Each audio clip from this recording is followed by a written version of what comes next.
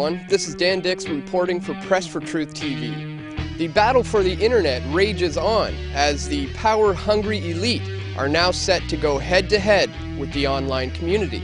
People all over the world are waking up to the corruption that is all around us in incredible numbers. They are no longer tuning into their televisions for information, but rather are going online to get informed. And the puppet string pullers on the global stage need to gain back the control of the distribution of information. However, their bold attempt at a takeover of the internet was recently halted when the PIPA and SOPA bills were shelved as a direct result of the online community raising awareness about those bills, which led to massive boycotts and blackouts. But while all this was going on, the even more troublesome ACTA treaty was quietly being pushed through by the powers that be. ACTA stands for the Anti-Counterfeiting Trade Agreement. Drafting this treaty has been an ongoing process over the last 4 years, and each and every meeting has been done behind closed doors. Late last year, a number of nations signed a new global copyright agreement known as the Anti-Counterfeiting Trade Agreement, or ACTA. Signatories include the United States, Canada, Japan, Australia, South Korea, and, as of this past week, 22 member states of the European Union.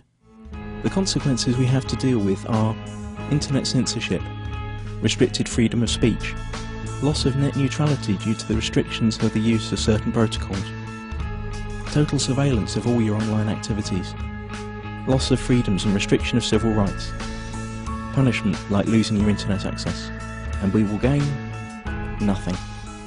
Under this new treaty, internet service providers would be forced to disclose your information to the authorities if you are accused of pirating copyrighted material.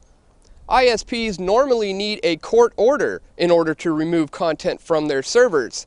However, under the ACTA treaty, they would be obliged to censor the internet. You see, they are once again trying to have us believe that this is all about taking down websites like Pirate Bay in order to protect copyrighted material, when in fact this has everything to do with taking over the internet and controlling the flow of information which defines who we are. Under the ACTA treaty, all communications will be tracked and monitored in order to weed out the dissenters. In fact, at the Canadian border, US and Canadian border protection agents already have the ability to conduct random searches on electronic devices for information containing terrorism.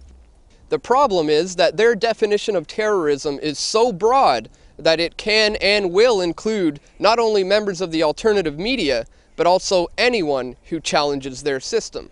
We know that order out of chaos is their modus operandi, so we could see a false flag attack in the form of a cyber threat in order to guarantee the passing of ACTA.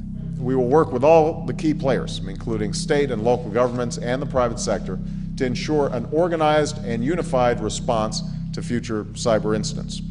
Given the enormous damage that can be caused by even a single cyber attack, ad hoc responses will not do, nor is it sufficient to simply strengthen our defenses after incidents or attacks occur.